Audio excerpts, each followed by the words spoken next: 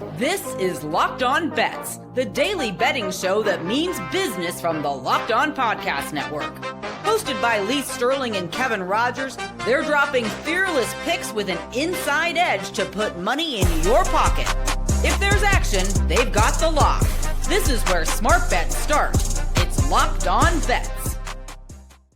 Welcome to Locked On Bets here on this Friday, July 11th. Kevin Rogers and Lee Sterling of Paramount Sports with you. We always appreciate you making Locked On Bets your first listen of the day here on the Locked On Podcast Network, as we have a array of things to go over today, Lee. We'll look ahead to Notre Dame. We've done a lot of NFL this week for season win totals. This time we're going to look at the Fighting Irish, who fell short in the national championship this past year against Ohio State. We'll look at them coming up. Also, more previews for UFC Fight Night coming up on Saturday in Nashville. And also, we'll recap last night. A little bit of a clunker. We'll talk about that as well. But first, let's begin with the blowout. Oh, boy. Last one out. Turn off the lights. This one's a blowout. Unfortunately, we couldn't stay undefeated all season with our WNBA picks, and we'll get to that in just a moment, Lee. But we will go to our WNBA blowout of the night. The Indiana Fever trying to get on track as they take on the Atlanta Dream this evening. We're going to go with the Fever in the first quarter tonight, -0.5 point, and here's why. Caitlin Clark, she came back in their loss to Golden State a few days ago. They led after the first quarter. That's now 5-0 in the first quarter of the last 5 games. With Caitlin Clark in the lineup. Also, the Fever 6-2 at home in their last 8 in the first quarter. And this one, too, in their last 11 as a favorite. They've won 10 times, so they've led 10 times after the first quarter in those games. Maybe not covered all of them, but now only laying a half point. You got to win by a point. Now, however, they're playing with some revenge tonight against Atlanta. They've lost 2 of 3 to the Dream this season. Also, they're 0-3 against Atlanta in the first quarter. So trying to get off to a better start against the Dream. And the bad numbers for Atlanta, 1-4 their last 5 in the first quarter. Also on the road in their last 6 games, they've scored 16, 15, 17, 16, 20, and 10. So they've not scored in the first quarter on a consistent basis. So we're going to go with the Indiana Fever in the first quarter, -0.5 point against the Atlanta Dream tonight. And we bring on Lee Sterling right now. And Lee, to tie it into our recap from last night in just a moment, after Caitlin Clark and the Fever got off to a good start against Golden State, they lost. I feel like tonight they will come back a little bit of vengeance and beat Atlanta. Oh, I think so too. So she's one of the few that I enjoy watching a lot. I enjoy watching how someone can hit those 3-pointers. Last night wasn't our night, but she certainly is something special to watch. I just wish I could do half the things she could do, even in my prime. So I'm still out there playing basketball once a week, going for 2.5 hours. And if I could only pick up on what she does right more often, I'd probably have a better game. Well, we'll see if she can do it tonight at home against Atlanta. Last night, we had an unfortunate 0-2 as we lost our WNBA game, our first WNBA loss, in fact, with the Aces and the Mystics under in the first, or the over we had in the first quarter. The game easily went under. It was 30 points total.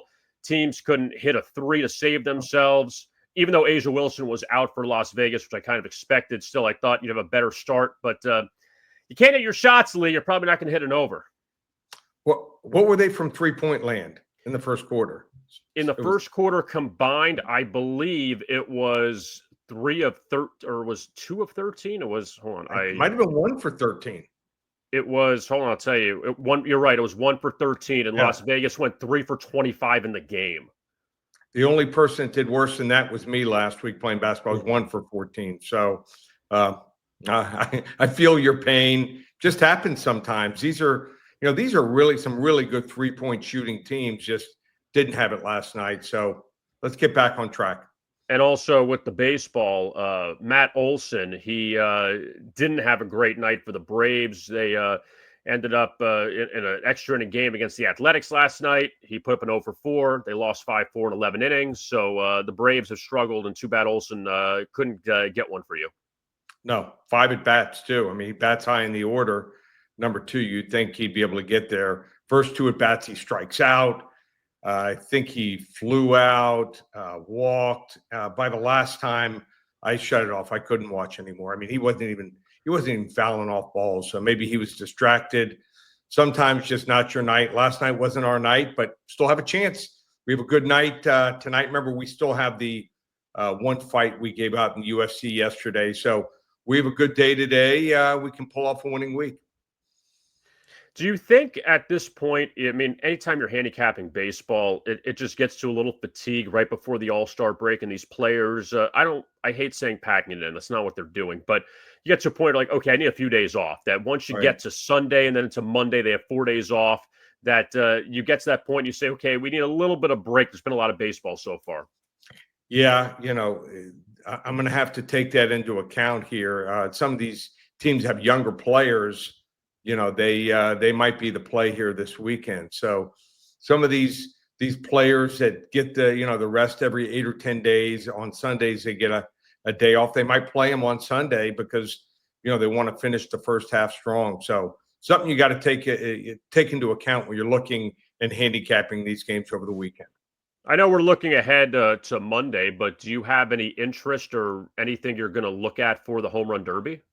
Yeah, we've done pretty well over the years handicapping that, and sometimes you can get some really good odds on some underdogs. So we will definitely have a play there. We'll have a play Tuesday on the All-Star game, sizing up the different lineups and who's going to play and how long they're going to play. So you got to factor everything in, and we've done well there. So we will definitely have some plays for the Home Run Derby and also for the All-Star game that used to mean something back when I was growing up. That was, to me, one of the greatest days, watching the guys like Pete Rose and Garvey and even the managers. Sometimes you'd have Sparky Anderson and Tom Lasorda on the same coaching staff, and they played like it was a playoff game. Not anymore. Yeah, it meant something a long time ago. They never saw each other, and now with interleague and with everything else, everyone sees each other. So just unfortunately not the same. But next week we will have a Home Run Derby and All-Star game picks here on Locked On Bets. Coming up, we still have a lot to get to. We do have a baseball prop, Bobby Witt Jr., the Royals. We'll get to that. Also, Notre Dame, the Fighting Irish. We will see if they can repeat last year's effort. Can they get as far as the national championship or at least go over their win total? All of that is coming up. You are listening to Locked On Bets. Tell you now about Gametime. That's right. If you want to go to the game, you got to go to Gametime. Have you ever decided at the last minute to head to a ball game with friends or family? Maybe it's game day and you suddenly realize you want to be in the stands. That's exactly where Gametime comes in. It's the easiest way to grab last-minute tickets without the stress. With the money you save on tickets, you can splurge on food, drinks, merch, or even invite a bigger group to come with you. Gametime makes it possible. Also, Gametime makes buying tickets fast and simple. Prices on the app actually drop the closer you get to first pitch. And they've got incredible last-minute deals, clear seat views, and a lowest price guarantee that takes the worry out of buying. Remember, Gametime is the official ticketing partner of Locked On MLB.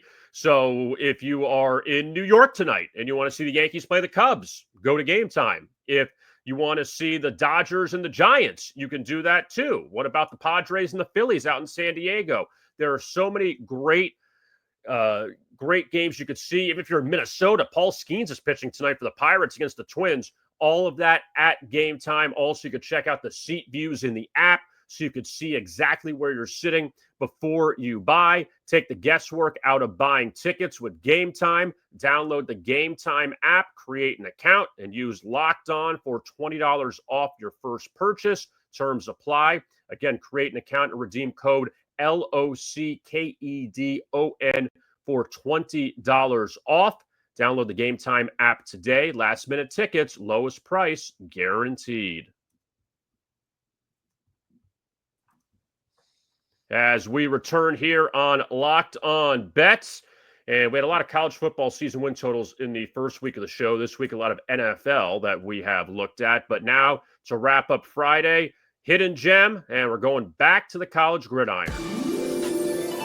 The find a diamond in the rough, you need to dig a little deeper for those hidden gems.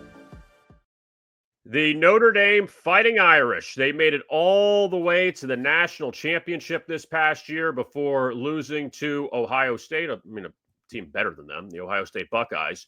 And Lee, Notre Dame, first, before we get into really the breakdown of them, I guess how surprised were you that Notre Dame made it as far as they did last season? Well, after they were upset by a MAC team, certainly surprised. Almost everyone had written them off, but their schedule was easy. So, if you follow that team, usually there's an overreaction in the NFL and college football, what you saw last week, or when you see a huge upset like that. But once they got on a roll, this was a really good team. They were excellent on the offensive and defensive line. You control the line of scrimmage, you're going to win a lot of games. And I think what helped them also was the way they were seeded going into the college football playoff. There was one side that had some monsters, that side with Ohio State. The other side, I thought, I wouldn't say it was a complete joke, but, you had Indiana, you had Penn State, you had a bunch of teams that were flawed, SMU. So, if you were on the Ohio State side, you were in trouble. You were facing a team that all of a sudden found themselves and was the most talented team, in my opinion, in college football. Notre Dame, got seated right. We're playing much better. But this is a game, right out of the gate that a lot of people are looking at. A lot of people are not looking at their total. They're kind of just, as we would say, just passing it by and saying, oh, this is not one total I want to bet. But I think there's something here.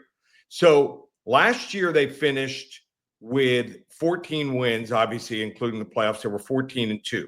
12 regular season games. Their season total sitting at 10.5. Marcus Freeman's in his fourth year. He's certainly really built up this program. They're recruiting well, whereas in the last 20 years, just not the same. And a lot of people looking at the first game at Miami, Florida, with a new quarterback, CJ Carr.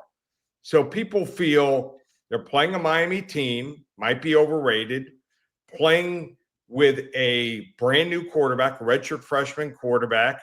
They should have gone to the transfer portal like they did the last couple years, and they decided not to. Why? I watched the spring game. This kid, CJ Carr, is very impressive. I think he's an adept passer. And then his backup, and you might see him like Presbilla, how Penn State used their backup. Kenny Minchie is very dynamic, running the ball and making plays. They might use him in the red zone. Also a package or two there. So these two guys are going to play because they're that good. They don't have the experience, and obviously playing at Miami is going to be tough. They got to play the next week against a Texas A&M team that they went on the road and beat. So most people feel they're going to be 1-1, maybe 0-2. I wouldn't be surprised if they're 2-0. After that, the only other tough games, are games at Arkansas, but Arkansas's line can't match up against them. USC, nothing special. They've dominated that series. Boise State, as you saw in the playoffs, they can play to a certain level.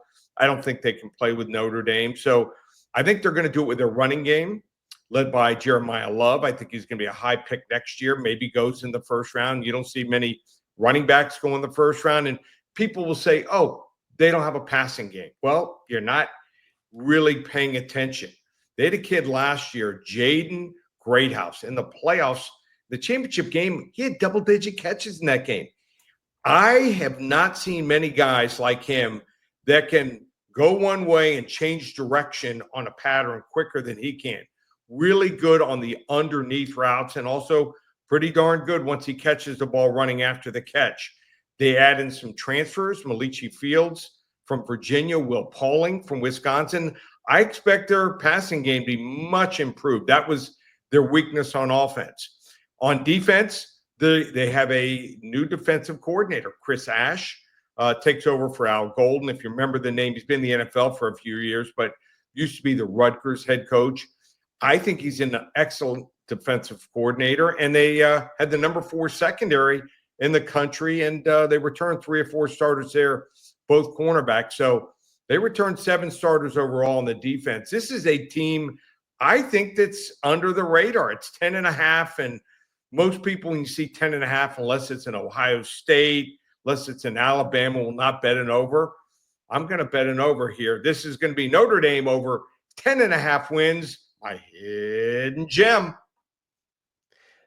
As far as all the movement, Lee, we've seen in the last few years in college football, another different quarterback for Notre Dame, it almost feels like you have to just accept it, right? That it's not, you're not going to get a 3 or 4 year starter anymore. I mean, we saw at Miami, Cam Ward was there for just a year, and that was it. That when you're handicapping it, you're just almost accepting the fact these teams are just hitting the reset button on quarterbacks almost every year. Well, either the quarterbacks or something else is going on. They're replacing, 5, 6 starters on an offense and a new offensive coordinator. It's just there's so much more movement than we've ever seen. I used to go on the road and fly to spring games, and I was always looking to see teams with a new offensive coordinator and or a new quarterback at the same time. And if I could get a handle on them, maybe watch a Friday practice in the spring game, I felt I had a leg up. Now, the only negative is a lot of teams are not doing spring games. But if you can find a spring game, you can find, like I said, some hidden gems there. And I think there's a reason they didn't go to the transfer portal. They feel very comfortable with C.J. Carr and Kenny Minchie. So there's a reason why they didn't use all their resources. And we know Notre Dame's got as many or more resources than any other college team in the country as far as NIL. They just used it on a couple receivers, and they're just recruiting so well, and they're so strong in the offensive and defensive line. Maybe not Ohio State strong, but Miami might be able to get them early. Other than that, look out. Quick thought on this about the expanded playoffs from last year, the first year. What were your feelings on that? Obviously, a lot of teams had home games in the first round, and then like Oregon, they didn't get a home game, and then they end up going to the second round, and they end up getting bounced. But as far as just that new format, what were your thoughts? Yeah, Oregon was on the wrong side. If they were on the other side, they had to play a team that they had already beaten, and in the rematch, sometimes you play a team that has seen you, and they played that game at home. Oregon, the first game, played on a neutral field, and that team was rolling, Ohio State. So, like I said, bad matchup. First round games, I thought were a joke. I mean, almost all of them were blowouts, and you see why those teams were ranked 9th through 12th. So I personally like it at either 4 or at most 8 teams. I think 12 with teams getting a bye. Sometimes you lose it. Oregon was not the same team we saw in the regular season after being off so much time. Coming up, we will look at UFC Fight Night, also our baseball play of the day. All of that is straight ahead. You are listening to Locked On Bets.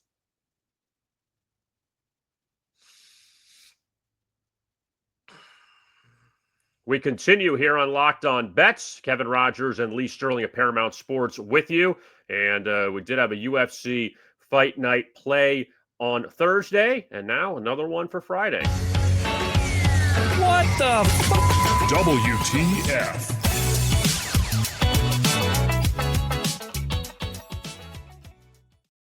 We don't really have teams in UFC, so it's more of just fighters. So it'll be, we didn't get the WFF video in time. So the wrong fighter favored, Lee, for UFC Fight Night coming up in Nashville on Saturday.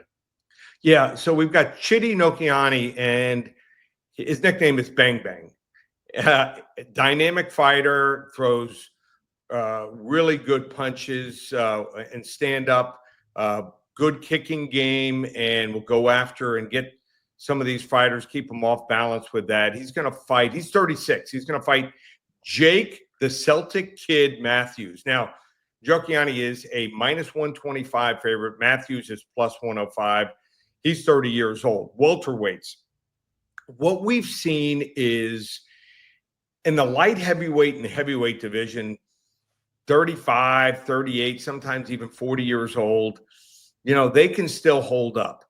But the younger fighters, usually once they reach 35, their chin goes and their reflexes go a little bit. And we've seen them more susceptible to being knocked out. So even though Njokuani is the favorite here, 36, he has not fought the level of fighters that Matthews has fought. What the UFC does is they'll get a guy who might be more thought of and on his way up sometimes against a fighter who has promise, and they try to get where one fighter's going up and the other fighter maybe is coming down a little bit. I think Jake Matthews' stand-up is just a little bit better, and I think he hits a little bit harder. And if these two guys just sit at the center of the ring, I don't think there's going to be a whole lot of grappling going on in this fight. I think it favors the Celtic kid here, Jake Matthews. So I'm going to go with a wrong fighter favorite, Jake, the Celtic kid Matthews, plus the 105. He could be a plus 110, plus 120 underdog by the time the fight takes place on the undercard on Saturday night. UFC Fight Night coming up in Nashville on Saturday. Now let's look at Major League Baseball. We saved the best for last in a player prop. Open it, open it, open it! Lee has the key to the lock of the day.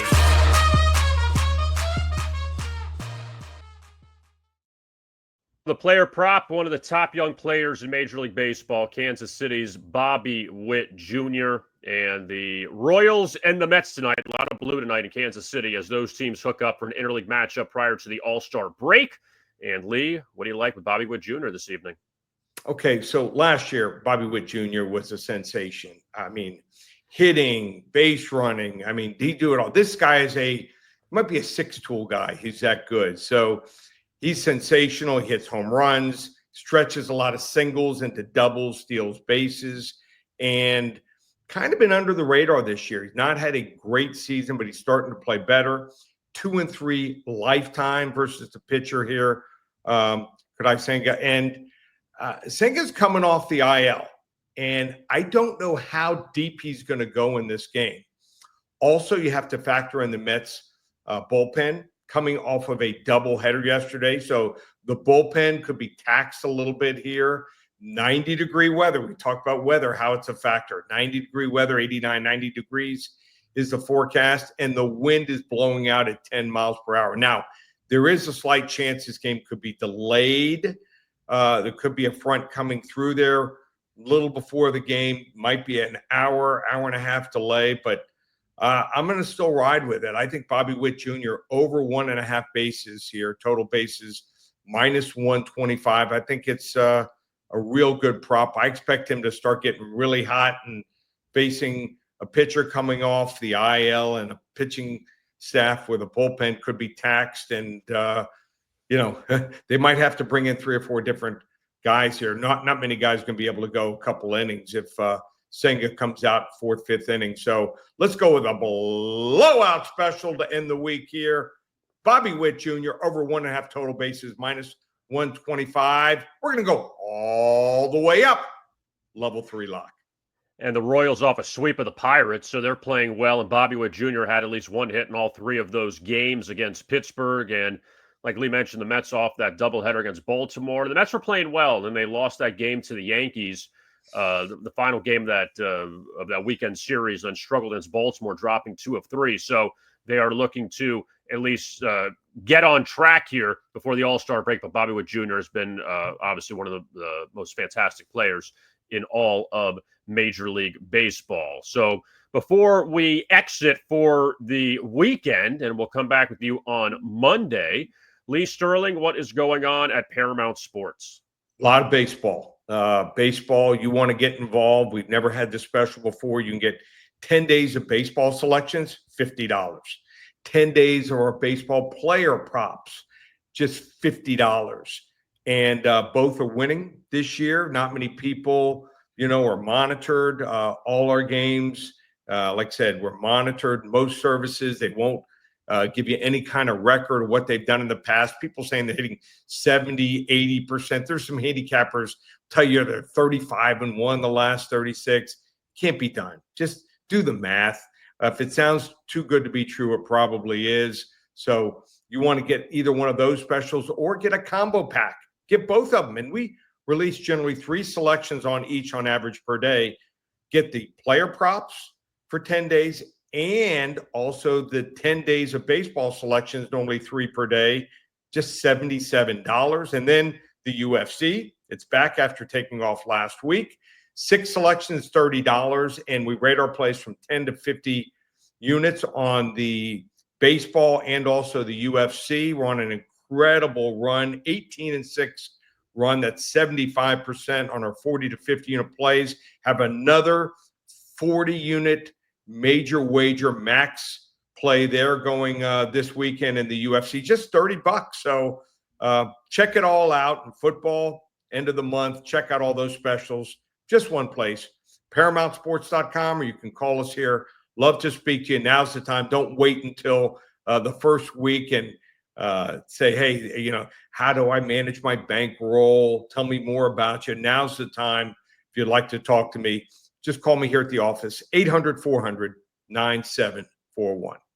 Also, you can find us on X, Lee at Paramount Sports, myself at Rogers Picks, and you can also, we would appreciate it, you like and subscribe to our YouTube channel, Locked On Bets, as well as our podcast. You can find that on all of the top platforms out there, including Spotify. And we appreciate you listening and giving us a good rating and all of that. So, again, we appreciate you tuning in through these first 2 weeks. We'll be back with you coming up on Monday as it's the All-Star break for Major League Baseball, but we'll still have plenty of best bets to go over. For Lee Sterling, I am Kevin Rogers. Thank you so much for listening to Locked On Bets right here on the Locked On Podcast Network.